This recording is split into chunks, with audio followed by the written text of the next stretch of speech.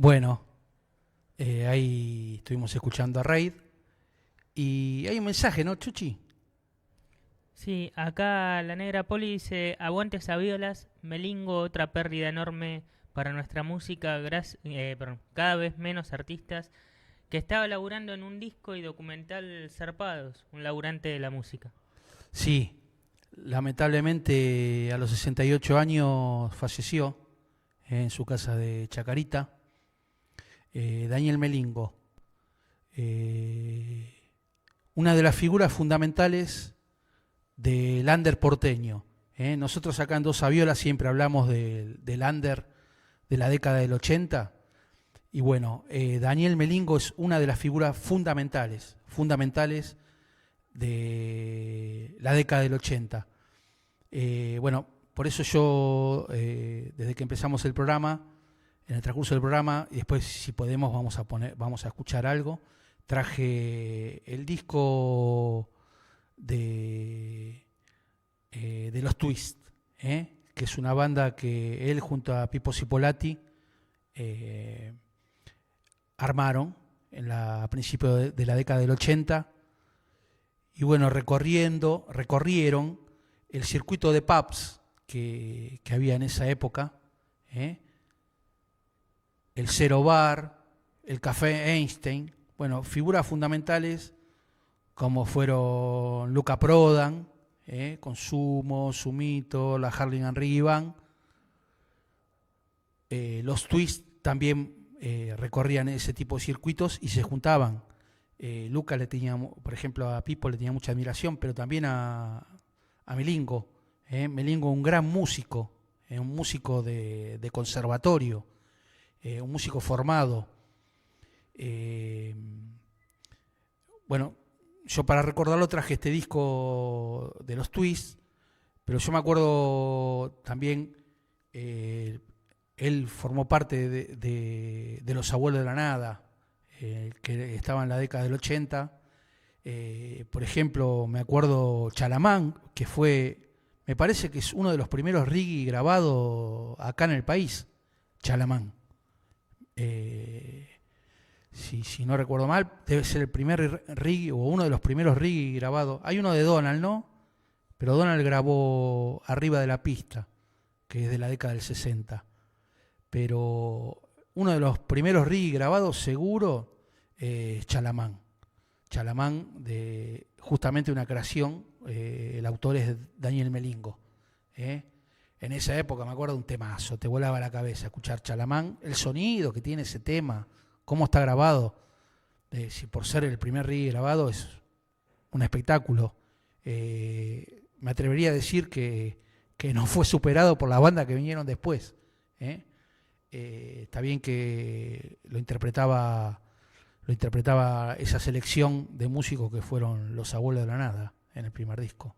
Los Abuelos de la Nada, Miguel Abuelo, Cachorro López, Andrés Calamaro, Polo Corbella, eh, unos músicos del carajo, unos músicos del carajo. Y bueno, ahí estaba Daniel Melingo, que bueno, a la par de que estaba con Los Abuelos de la Nada, también formó esta banda con Pipo Cipolati, que fueron los Twist, que este disco es un discazo. Lo que sonaba en esa época es un discazo. Está bien que en la producción estaba un tal Charlie García, o sea, se encargó de la producción. Pero es un discazo, el primer disco de los Twists, discazo. Y todos los discos que vinieron después, porque para mí La Máquina del Tiempo es otro discazo más. Y la carrera de Melingo, tanto en Los Abuelos de la Nada, como los Twists, como cuando se fue a España con Lions in Love, su carrera solista, interpretando tangos y música popular argentina, intachable la carrera de Daniel Melingo, un músico impresionante. Yo siempre lo admiré. Todas sus etapas hay algo para rescatar de Daniel Melingo. Si pueden, así como hicimos el mes pasado, hace un par de meses, con lo del Indio Solari, bueno, si pueden, escuchen toda la discografía de Daniel Melingo. Daniel Melingo, un músico de principios de los 80 fundamental en el rock nacional. Pero la pérdida de este tipo es grandísima. O sea, a nivel musical, a nivel de talento artístico, y bueno, con todas las bandas, con todas las donde tocó con Charly García, por ejemplo, estuvo con Charly García cuando estaba Hit, él era el saxofonista. O sea, un músico hiper. Acá en Argentina, por ejemplo, antes de Los Abuelos y los Tuyos, estuvo con Horacio Fontova, estuvo en el grupo de Fontova. Pero él vivió antes de formar Los Abuelos de la Nada, él vivió en Brasil. Y él fue parte, a fines de la década del 70, de la banda de Milton Nascimento. Él arrancó tocando con Milton Nascimento, o sea que no era o sea, tocaba el clarinete, el saxo. Él arrancó tocando con Milton Nascimento, porque él estaba viviendo en Brasil, y bueno, un músico tan formado, él es músico de formación, digamos, tan formado que Milton Nascimento, a fines de la década del 70, Milton Nascimento tenía una popularidad, o sea, es uno de los músicos más grandes de Brasil, Milton Nascimento. Y bueno, para sus presentaciones en vivo estuvo Daniel Melingo, porque estaba viviendo allá en Brasil y lo contrató. Yo creo que es un músico